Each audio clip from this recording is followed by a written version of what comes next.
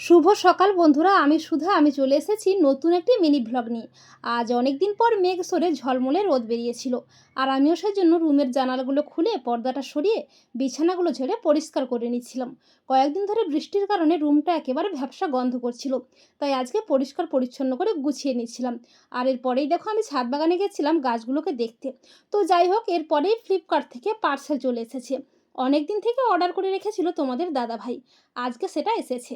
সেই পার্সেলটাই আনবক্সিং করছিল তোমাদের দাদাভাই, আর সেটাই তোমাদের দেখাচ্ছিলাম। অর্ডার দিয়েছিলাম একটা গণেশ মুখ ঘড়ি। ঘড়িটা কিন্তু দেখতে বেশ সুন্দর, আমার তো খুব পছন্দ হয়েছে।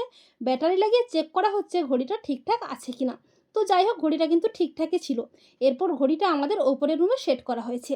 ঘড়িটার দাম পড়েছে 170 টাকা।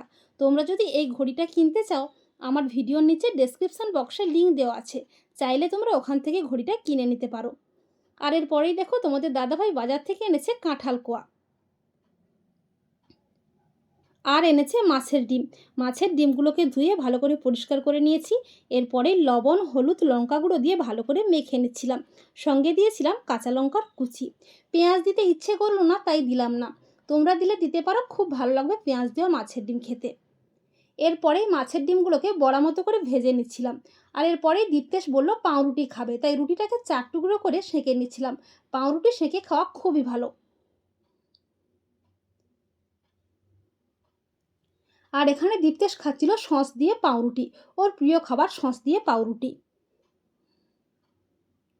তো যাই হোক, এরপরেই রান্নার জন্য সবজিগুলো কেটে পরিষ্কার করে ধুয়ে নিচ্ছিলাম।